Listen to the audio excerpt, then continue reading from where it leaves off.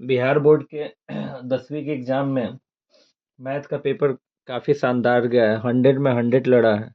यहाँ तक कि क्लास का तो खैर बात ही अलग है।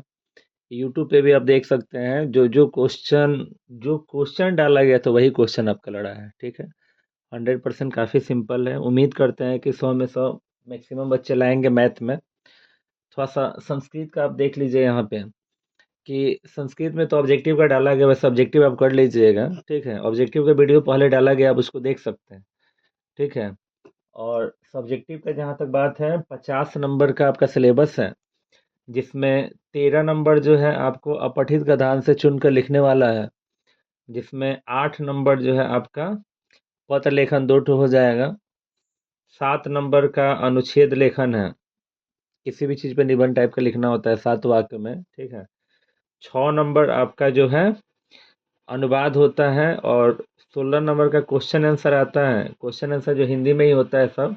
जैसे मान लीजिए कि दे देगा वेदांत कितने होते हैं, नाम लिखिए, तो वेदांत 6 होते हैं, शिक्षा कल्प ऐसे करके। पटना, सिखों के लिए पटना क्यों महत्वपूर्ण है, तो लिखवाया गया है कि सिखों के 10वें गुरु गुरु गोविंद सिंह का जन्म पटना में हुआ था, इसलिए पटना महत्वपूर्ण है। देवव्रत की क्या प्रतिज्ञा थी, तो देवव्रत की प्रतिज्ञा थी कि जीवन भर वो विवाह नहीं करेगा, ब्रह्मचर्य जीवन को यापन करेगा। ठीक है, दासराज धीवर का चरित्र कीजिए। दासराज धीवर सत्यवती के पिता थे, और एक अच्छा पिता होने का सारा गुण था, तभी तो वो चाहते थे कि सत्यवती का लड़का राजा बने। ऐसे ऐसे करके सब लिखवाया गया आप लोग का। ठीक है, तो ये आपका सिलेबस है। तो फिलहाल में देखते हैं, तो 7 और 3 10, 6 6 12 8 20 और 10, 30 के 0, हाथ में 3 और 2 5, यही आपका सिलेबस है। तो ये 13 नंबर तो चुन कर लिखना है उसी में से। ठीक है, एक बात याद रखिएगा, उसमें जहाँ पर स्टार्टिंग का 2 क्वेश्चन एक पद में कहेगा ना, तो एक एक शब्द में लिखिए। उसके बाद पूरा वाक्य में दिया होता है एक एक नंबर वाला। फिर आपका अप्लीकेशन या पत्र लेखन 2 आएगा, जो अभी हम लिखवाएंगे।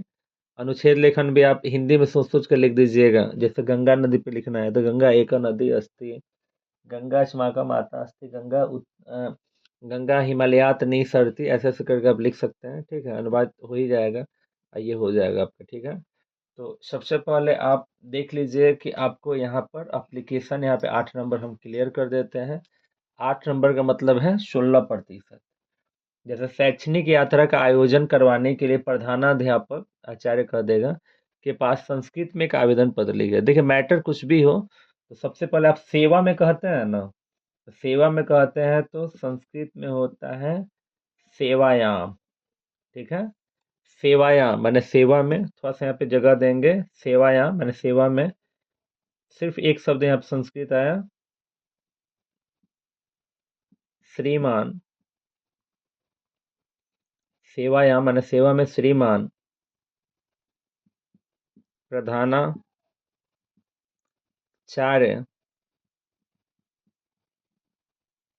महोदय।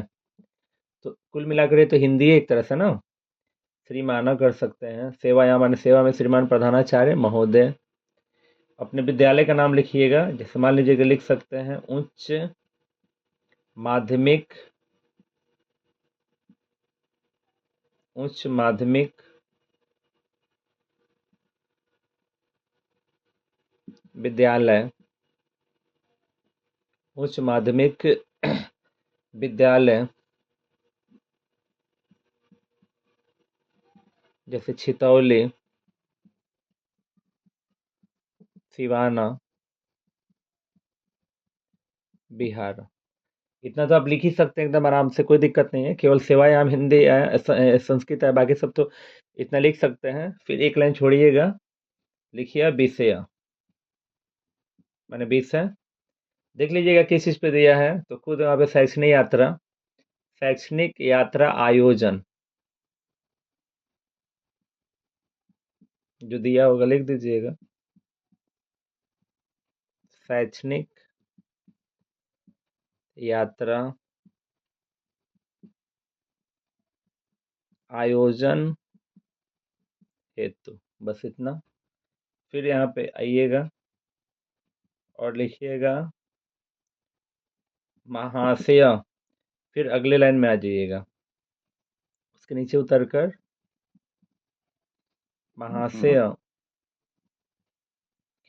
विशेष वार्ता यत अस्ति। वहां से विशेष बात यह है कि जैसे अहम मतलब मैं, अपना नाम लिख दीजिएगा, जैसे राम कुमार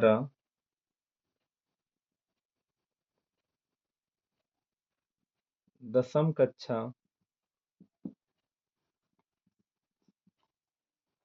छात्र अस्ति। दुनिया का कोई भी मैटर दिया होगा ना, तो यहाँ तक तो आपको लिखना ही लिखना है, ठीक है। कि सेवायाम माने सेवा में श्रीमान प्रधानाचार्य महोदय, उच्चतर माध्यमिक विद्यालय जिस स्कूल से आप पढ़ते होंगे वहाँ का नाम लिख दीजिएगा, सिवान बिहार छपरा जहाँ से भी होंगे आप। विषय जो दिया होगा उसको लिख दीजिएगा महाशय।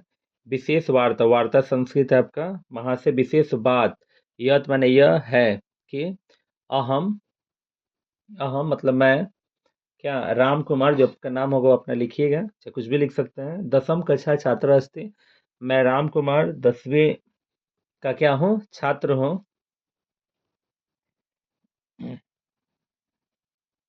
उसके बाद लिखिए मम इच्छा यत अस्ति।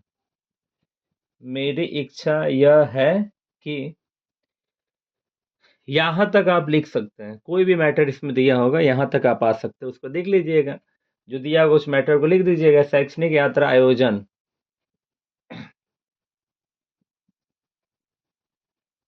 शैक्षणिक यात्रा आयोजन, ठीक है। जो दिया उसको लिख लीजिएगा। शैक्षणिक यात्रा आयोजन, आयोजन, शैक्षणिक यात्रा आयोजन कृपा करें, कृपा करें, इतना हो जाएगा। उसके बाद आप लिखिएगा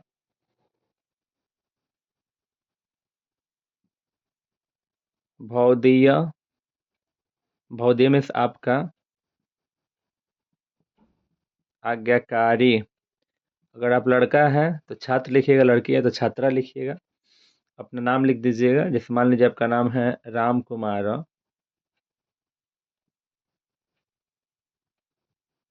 वर्ग दसम लिख दीजिएगा।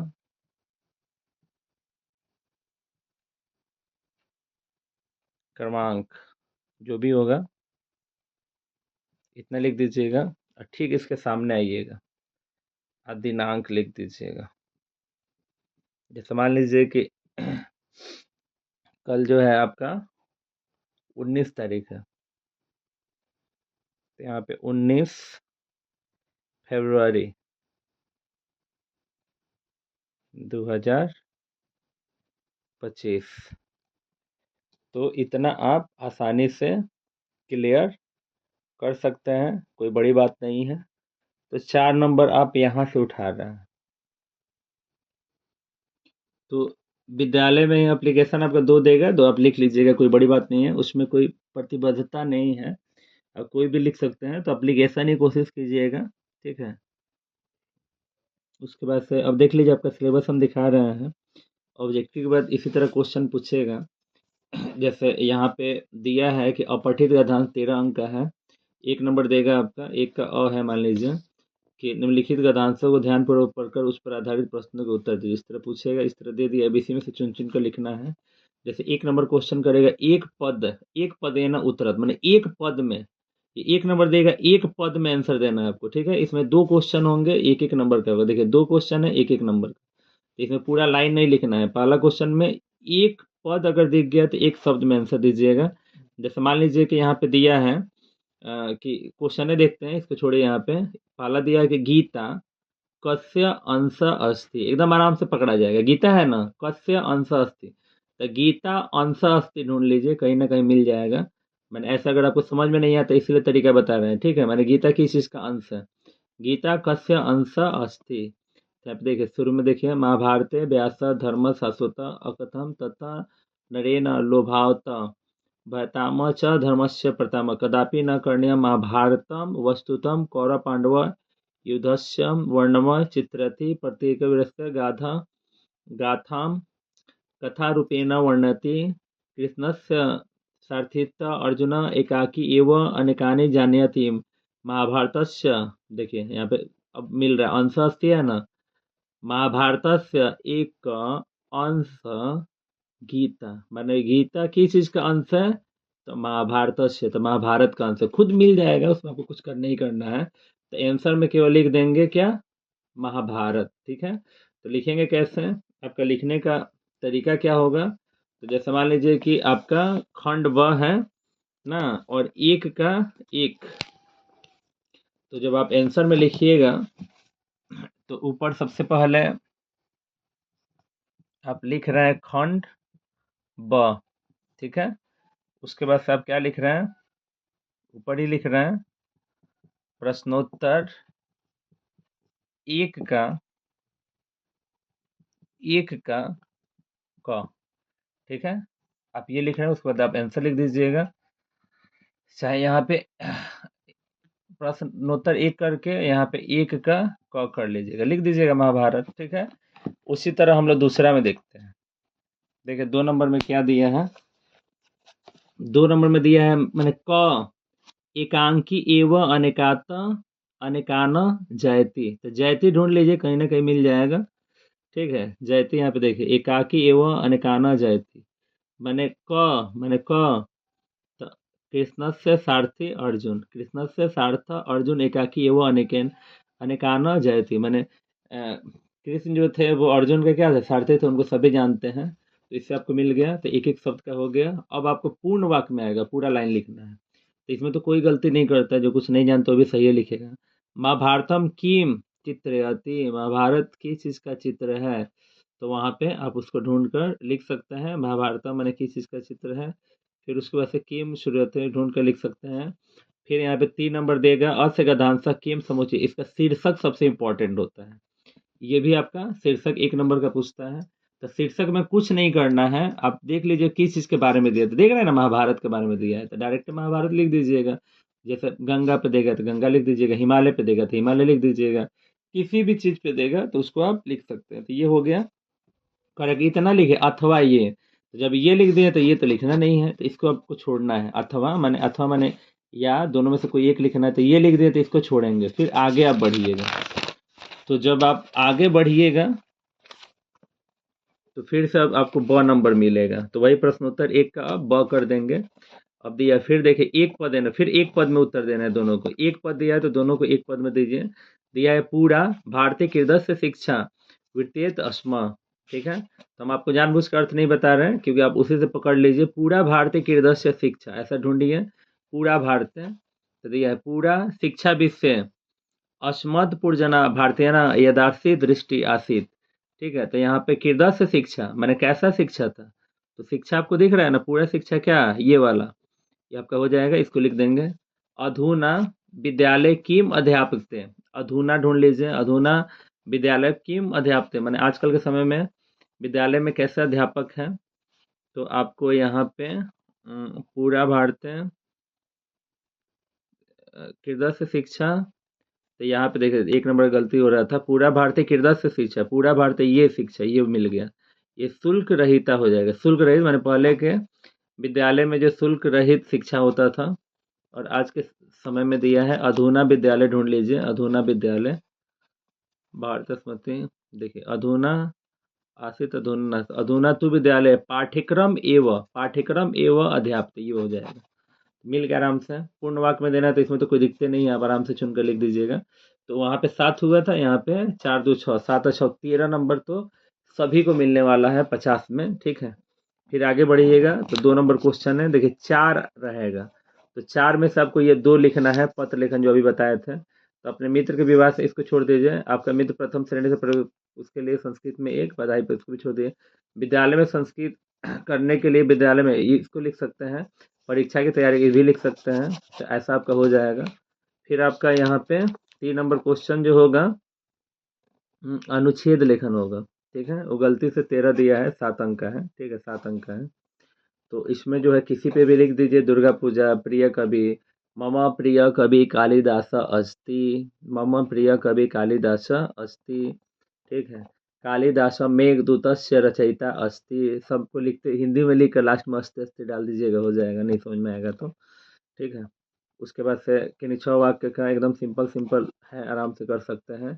अब ये जो है क्वेश्चन आंसर आपका जो है पढ़े होंगे, बताया गया है कहानी। जैसे मिथिला का मंत्री बिरेश्वर था, ठीक है, वो कैसे आलसियों को भोजन कराने का काम करता था। पटना सिखों के लिए क्यों महत्वपूर्ण है? सिखों के 10वें गुरु गुरु गोविंद सिंह का जन्म पटना में हुआ था, इसलिए सिखों के लिए पटना महत्वपूर्ण है। ठीक है। छोटा हिरण्मयेण पात्रेण ऐसे करके, यानी छोटा से छोटा महान से महान आत्मा है। सोने के पात्र से सत्य का मुख ढका हुआ है, तो हमें सत्य धर्म की रक्षा के लिए मोह माया का त्याग कर देना चाहिए। पूरा आपको पढ़े हैं जो, ठीक है, कोई दिक्कत नहीं होगा, आराम से लिख दीजिएगा बनाकर।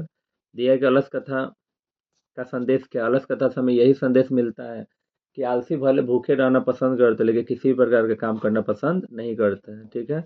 नदी समुद्र में कैसे मिलते हैं? तो नदी समुद्र में मिलते ही खुद को समुद्र बताने लगती है। ठीक है। ऐसे ऐसे करके आप लोग को लिखवाया गया है, कोई बड़ी बात नहीं है।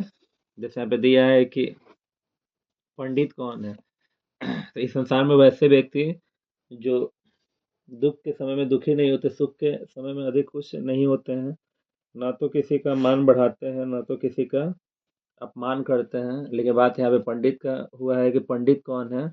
यानी यशस्य कृतम न विद्वंति शीत उष्णम भयम रति। जिस व्यक्ति के कर्म तथा धर्म को जाड़ा गर्मी बरसात दुनिया का कोई भी दुख दर्द बाधित नहीं कर पाता, वही व्यक्ति सच्चा पंडित होता है। कर्मवीर कथा के आधार पर राम परवेश राम के परिवार का वर्णन कीजिए। राम परवेश राम भीखन टोला में रहने वाले एक दलित बालक है। उसका परिवार की स्थिति काफ़ी खराब थी। उसके रहने के लिए कुटिया था जो काफ़ी जर्जर था। ठीक है, ऐसे करके लिख सकते हैं। कहानी आप पढ़े हैं। सात्विक दान क्या है? सही समय और सही व्यक्ति को दिए गए दान को सात्विक दान कहा गया है। शक्र ने कर्ण से कौन सी भिक्षा मांगी थी? तो शक्र ने कर्ण से उसका कवच कुंडल जो है दान में मांगा था। ठीक है, ऐसे करके लिख सकते हैं। तो कोई मुश्किल नहीं होने वाला, आराम से लिखिएगा, लिखा जाएगा। ठीक है, और अच्छा ही पेपर जाएगा आपका, कोई प्रॉब्लम नहीं होगा। और जहाँ तक ऑब्जेक्टिव का बात है, तो ऑब्जेक्टिव का वीडियो पहले से डाल रखे हैं। उस सब ऑब्जेक्टिव आप आसानी से आप जो है देख लीजिए पूरा, एकदम आपको बहुत हेल्प मिलेगा, कोई प्रॉब्लम नहीं होगा। ठीक है, अच्छा से आप देख सकते हैं। जैसे यहाँ पे क्वेश्चन किया है कि आत्मा का स्वरूप कैसा है? तो संसार में छोटा से छोटा और महान से महान क्या है? आत्मा है। नरक के द्वार कौन? नरक के 3 द्वार होते हैं, काम क्रोध और लोभ। ठीक है। मूल शंकर ने वैराग्य भाव कब उत्पन्न हुआ? मूल शंकर के जब छोटी बहन का देहांत हो गया तो वैराग्य बन गए थे। बाघ ने स्वयं को अहिंसक सिद्ध करने के लिए क्या तर्क दिया? बाघ ने स्वयं को अहिंसक सिद्ध करने के लिए बताया कि उसके बाल बच्चे मर चुके हैं, उसके नाखून झड़ चुके हैं, दांत नहीं है, और वो अपने पाप को कटाने के लिए दान करना चाहता है। तो ऐसा ऐसा तर्क दिया है। विश्व शांति के सूर्योदय का पता कैसे चलता है? जब कोई भी देश मुसीबत में है तो दूसरा देश उसको जो है मदद करने के लिए जा रहा है, तो इससे जो है विश्व शांति का सूर्योदय आपको महसूस हो रहा है। ठीक है, तो ये सब करके आपका क्वेश्चन जो है संस्कृत में लिखवाया गया है, आराम से लड़ जाएगा, उसमें घबराने की कोई भी बात नहीं है। जैसे ये सब आपके एग्जाम में मैथ में आप खुद सोच कर देखिए ना, आपको जो जो क्वेश्चन, यहाँ तक कि ज्यामिति में भी सिर्फ ये क्वेश्चन गेस किए थे कि ए बी स्क्वायर बराबर 2ac² साबित कीजिए, लड़ा है। जो जो क्वेश्चन आपको किस पाद में है, टोटल अभी रात को जो वीडियो डाले वही टोटल लड़ गया आपका। ठीक है, तो मैथ में जब पूरा लड़ गया तो और सबका तो कोई बात ही नहीं है ना। तो इसीलिए एकदम अच्छे तरीकों से ऑब्जेक्टिव देख लीजिए। आलोक प्रकाशन का आप लोग का टेक आउट करवाया गया है, रिवीजन करवाया गया, उसको एक बार बढ़िया से देख लेना है।